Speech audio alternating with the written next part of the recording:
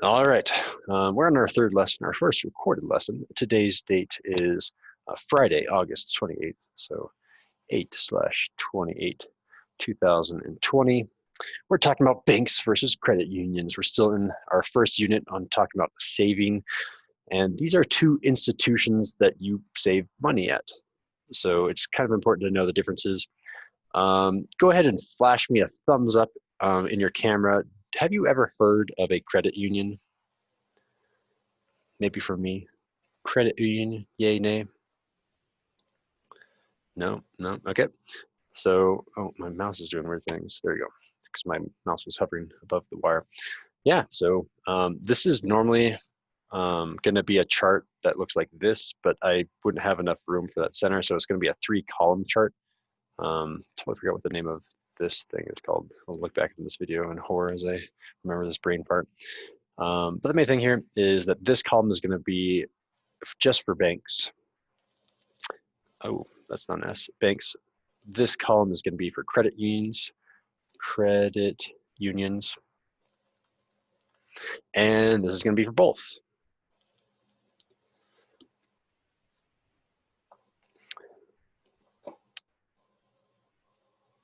So you guys know what banks are, right? Banks are Wells Fargo, Union Bank, Bank of America, those things. You typically associate banks with, oh yeah, that's where you get your debit card or your credit card, or if I need to get a loan for a car and I don't have a family member that's cool enough to do that, I go to the bank. If I need to buy a house, the bank is the one that holds the loan for the house. The banks are in charge of money, right? Credit unions are basically banks, but better and worse depending on the category. So while we're going through this, I'm going to circle the side, or maybe highlight, yeah, circle, because I don't really have a highlighter tool. Circle which side wins in terms of the category. So we'll have like location, banks win, or technology, banks win, interest rate, credit unions win, stuff like that. So first, what are they? So credit unions, they're nonprofit banks, essentially. They're not there trying to make money. They're just there trying to serve the people. So I'm going to say that this is nonprofit. Nonprofit, and banks are for profit. And right away, you can probably tell banks don't have your best interests at heart. They're there to make the money. Credit unions are there to make the people happy. So round one, credit unions win.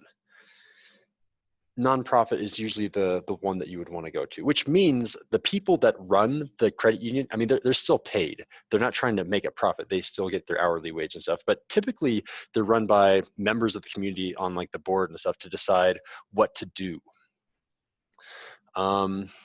How secure is it? If your bank gets robbed versus your credit union gets robbed, how much money do you lose? And this is actually going to go in the both category. So I think what I'm going to do here is I'm going to kind of do a line to say, okay, that was round one. Chunk. Good. In the both category, they're both federally insured. So they're insured up to $250,000 per account per person. $250,000. That's a ton of money. If you have $250,000 in the bank, I'm going to just call you out. You're stupid. Sorry. You can't have that much money in the bank. Put it elsewhere. The bank, you're losing money due to inflation. Again, inflation grows at a rate of about 3% annually. The bank is not going to match that 3%. So the money is growing faster in the world than it is in your bank. And I've said this before, having your money in a bank or a credit union is better than stuffing it in your mattress, because if your mattress catches on fire in a house fire, or I know that's kind of real, especially with our current events, then that money is gone. Make sure that money is at least secured and rob proof, right? Like if someone robs the money, they're not robbing you, they're robbing the government, because the government is going to have to be the one that bails out like the $250,000 per account, right? But they're insured by different people. It's not that important to know, but the banks are insured by the FDIC, which is an acronym that means Federal Deposit Insurance Corporation. You don't need to know that. It's the government. And then the credit unions are typically, it depends. Like if you're talking about your IRA, your savings account, or your IRA, your retirement account, it's the National Credit Union Association. So I'll say NCUA. UA. You don't need to know this. You just need to know that you're insured just by different people, still government, up to $250,000, which is a ton of money. Your money is safe either way. So round two, it's a tie. I'll put the circle in the center. It's a tie. And I'm going to be talking fast because I have lots of things to talk about. But if at any time you have questions like, what did he say? Like FDIC, he said it too fast. What does he say there? I can go ahead and repeat myself. Just let me know. All right, next round. Let's talk about things that are just going to be kind of ties in the center for the most part. So the banks and credit unions have a lot of the same things. So this is going to be one giant block of same thing. So checking account. These are things that you can get at both a bank and a credit union. So if you want to make checks, you will need a checking account. And a checking account is at both. What else can you get at both of these? You can get a savings account. A savings account is like a checking account, except it's less cool because you cannot write checks to it. Checks are nice because they have a number at the bottom to wire money to. So if you have like a checkbook on you, I guess I should have brought mine today. Didn't think I would be talking about this, but you can actually get the wiring information. There's two numbers, the bank number and then your account number. And you can actually have people wire you money to your checking account. I don't know if you can do that with your savings account. And if you can, it's a lot harder to look up. Yeah, Lorea. So do you get like a savings account, a checking account, and like every different kind of account, or do you You just have typically, one? yeah, you typically want all of these things. You want a savings account, you want a checking account. What else can you get? You can also get CDs. I could buy a CD of Britney Spears. No, a CD means something different when you're talking about financial math. So CDs. Um, it's a compact deposit. I'm not sure what the acronym actually stands for, but you want to think of this as a weird type of savings account. A CD, think of it as a savings account that you can only access a certain number of times per time. So like some CDs, you can only access that money once every 3 months. Some CDs you can access once every 6 months, once every year, once every 2 years, once every 3 years. And after that, there's not really, I haven't seen any CDs that are more than that. But okay, let's assume 3 years. Once every 3 years, you're allowed to take money out. That's, if you need to pay rent, you're gonna need to do it every month. You're gonna do a normal savings account. But if you have, and you need to have a minimum, so I'll say over here, a minimum of $2,500 typically, 2,500 either like any bank, any credit union, you want this minimum amount. So if you just got some, like if you got $2,500 laying around and you know that you're not going to be using that in the next 3 months, go ahead and put it in a CD because it grows like a tiny bit faster than your savings account. And if I have time, I'll talk about the growth rate of these things. Maybe my next lesson will be talking about the growth rate of checking versus savings versus CDs, where to put them and why. I guess technically they're not called CDs in a in a credit union. You can put over here next to CDs. You can say they're technically called share certificates. Share certificates. Certificates, but a lot of credit unions, to be less confusing, are calling them CDs just so that people will actually get them. Just think in your mind, CDs, better than savings account, but I can only access it so many times. And if you access it before that time comes up, you get a huge penalty, and it's basically, you might as well just have put it in a savings account. What else is there? There's an IRA. You can get an IRA at both of them. If you have never heard of an IRA, that's your retirement. This stands for individual retirement account. Maybe I should write that down because it's kind of important. This is an individual, that's an A, individual retirement account. That's your retirement. You can get a retirement account at both your bank and your credit union. And then there are different types of IRAs, and man, it branched off into like infinity. This is like our whole course here. IRA, there are subtypes of IRAs, and both those subtypes exist at both banks and credit unions. So if you're looking for like a rollover,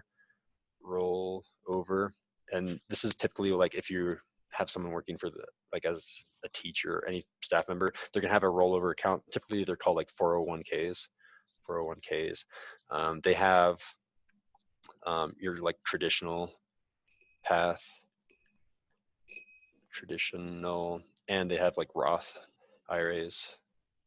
And I think that's an entire lesson right there. Which one should you choose and why? It typically has to do with taxes. Man, I really want to talk about all these things now. The more I talk about, okay, what else can you get at a bank and credit union? You can both get both of them have car loans.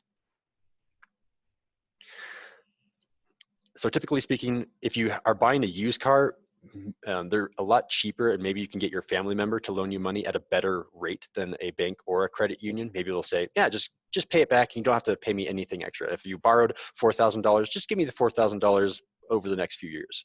And it's like, that's a 0% rate. That's awesome. But if you don't have a cool family member, then you have to either go to a bank or a credit union.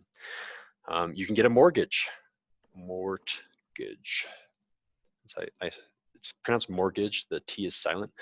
And if you've never heard of a mortgage before, that's a house loan. I don't know why they're called mortgage. I should look up the etymology. A house loan. You can get a home equity loan.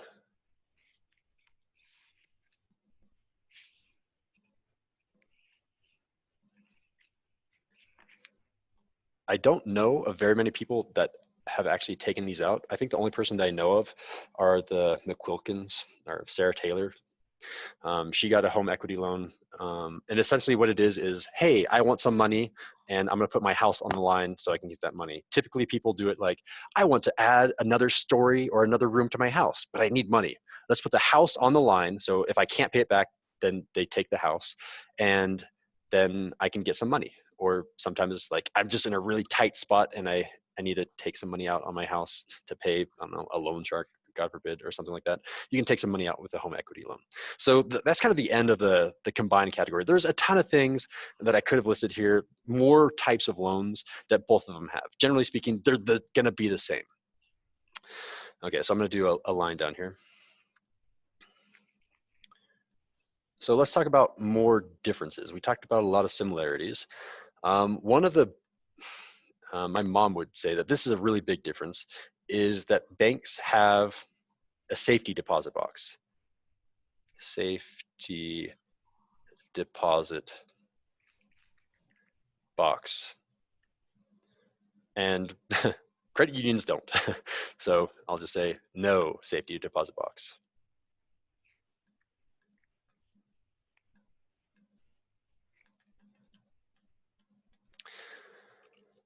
All right. Thumbs up if you know what a safety deposit box is or what you would use it for. No kind ofs. No, so safety deposit box is a safe that's held by the bank. So you could have a safe at your home if it's fireproof, then it's basically your own safety deposit box. But if you want to keep it in the bank, it's also insured then too if you have anything that's important in it. Typically you want to put like photos of my kids in your safety deposit box, maybe their first teeth, which is kind of weird, but maybe, I don't know, marriage certificates, any sort of like tax forms, anything that's really critical that you don't want to get lost in a fire, you're going to want to put in your safety deposit box. If you go with a credit union, you're going to want some sort of safe if you're being super protective in your own house. So the winner there is the bank. The bank has a safety deposit box. The credit union does not. Next category, and I should make that black. Let's talk more about location. That's kind of one of the two really big differences is that banks are everywhere, and like it depends on the type of bank, but located, I'm just gonna say everywhere. Like it's not technically correct to say, but it gets the point across. Located everywhere. Like sometimes these banks are global. Like you can go to Europe and you'll still have the same bank, which is really nice, right? If I have my money in, I don't actually know which banks are global, so maybe that's one of the many things I wasn't able to research. But let's say Bank of America, that doesn't sound very global. Wells Fargo, let's assume Wells Fargo is global. If I go to Europe, then I can still get money from my account, right? I can you should still be able to use your Visa. Visa is global also. But if I need to like actually get cash, it's nice to be able to travel abroad and still get cash. A credit union is located locally. I'm just going to say local. So located everywhere obviously wins that battle. So I think it's worthwhile explaining this with an example. So we in the Eastern Sierra have only one credit union available to us, and it goes by two different names. It's for us, it's the Eastern Sierra Community Bank, and it's a part of a bigger credit union called the Oak Valley Community Bank. So community bank. So we should come up here and maybe at the top, just write Eastern Sierra Community Bank. Eastern Sierra Community, that's supposed to be Y right there, bank. That is the one that we have for us. And this has, I think, oh man, I don't remember, I should have written it down. They have at least 14 different branches. When I say branch, that means a location that I can physically walk in and talk to someone and say, hey, you work for the Eastern Sierra Community Bank, I need some help with my account. So those are called branches. They have at least 14 and they're spread throughout, not the entire California, like it's mainly on the middle section of the 99 and like kind of going through the 108. The most northern branch that the Eastern Sierra Community Bank has is in Sacramento, and I don't know what the most southern is, but it's kind of local. We have an actual branch in Bishop. We have an actual branch in Bridgeport. We have an actual branch in Mammoth Lakes. So those are actual buildings that you can go into, and they have ATMs in Colville and theoretically at the Sonora Junction, but I have no idea where it is. I've never seen it. So you can actually get money there. So you want to be thinking about this too. For you personally, if you're planning on going to college, like in Nevada, you cannot go with this community bank because, I mean, you can still use your credit card and stuff, but if you want to go talk to someone or if you need to get money, physical money out from somewhere, you're going to be either charged a hefty fine to do like a general ATM or a random ATM, and it's going to kind of stink. So typically you want to go to a credit union once you have settled down somewhere, you know you're not going to be moving anywhere. So let's go ahead and do. Why is it still called a bank? It's a community bank. So it's not technically a bank, it's a credit union. Yeah. It's the way they're phrasing of we're a credit union. It's a community bank. So the last kind of category that banks win at, and then credit unions are going to start fighting back, is technology. So banks are really, really quick to adapt to technology. Why is that important? So Chase was the first bank ever in the United States to accept mobile deposits. So if you got a check from your employer or a check from anyone, you could take out your phone, open up the Chase app, and take a picture of it, and it would automatically deposit to your bank. They were the first, and then like Wells Fargo, everyone started following them. But it took a really long time for credit unions to do it. And even to this day, a lot of their applications are really bad. So for example, let me go ahead and stop sharing my screen really quickly. I'm just going to share my whole desktop and we'll make it easier so I don't have to keep resharing. So if I come up here and go to, let's do Wells Fargo mobile app. I just want to show you guys the reviews of these apps. It's kind of crazy how different they are. If I go down here to Play Store, look at the reviews in terms of the number of reviews and how high of a score this is. This is the mobile deposit, like everything mobile for Wells Fargo. It is averaging, if I hover over this, does it tell me? It's still loading the screen.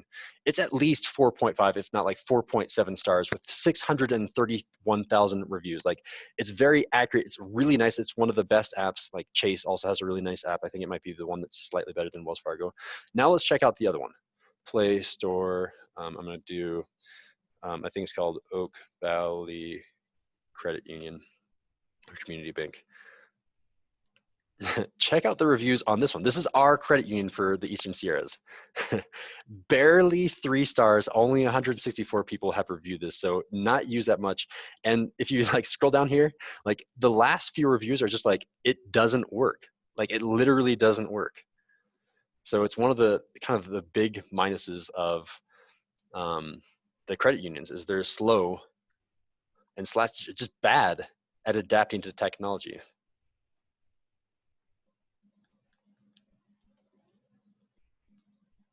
I'm just going to say tech. So banks obviously win that fight. So hopefully you guys are right now in the back of your minds thinking, why would I ever go with a credit union? They're horrible. Like they're nowhere. They're really bad with technology. They don't have a safety deposit box. They're like everything else seems to be the same. Like, I mean, yes, they're trying to make a profit, but so far banks are the clear winners. Now I'll show you why credit unions are so awesome.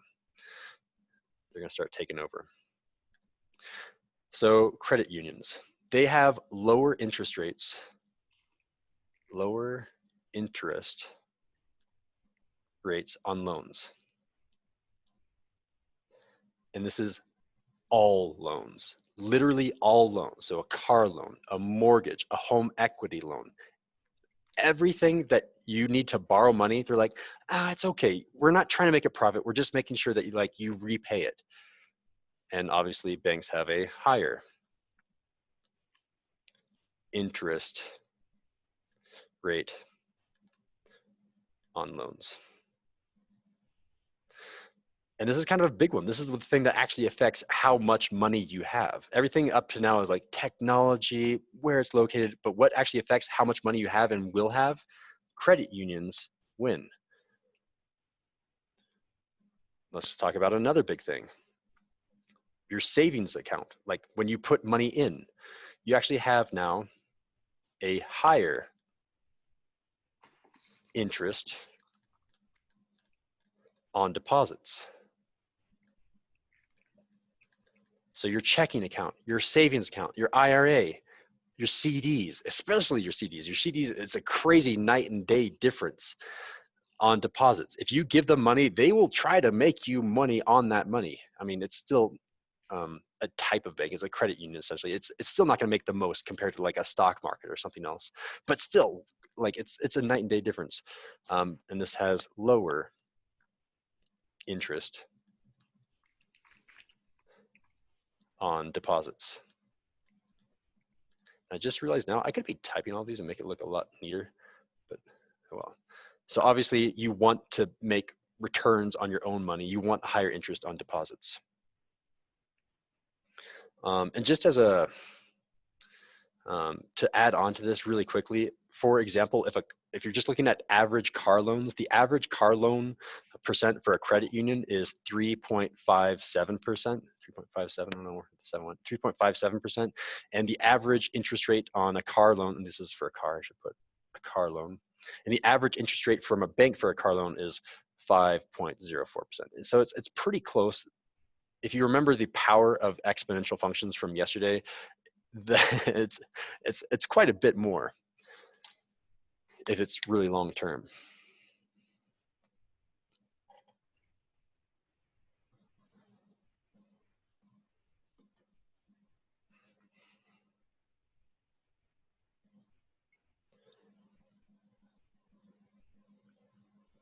Okay, we don't have very much time left. I wanted to get into the actual differences in the interest rates, but I think I'll save that for another lesson where we have to do maybe a little bit of research. I don't know if you guys can see, but if I go like this, like I have all these interest rates written down, like you can see that a bank is like 0.02, 0.02, 0.02, and then our community bank at least gets up to 0.50. It's almost like, what is that, 13 times better. But anyway, so we'll save that for another lesson. I need to start the discussion right now. We're going to do breakout rooms. So the question that I have for you guys is, what do you think you should do?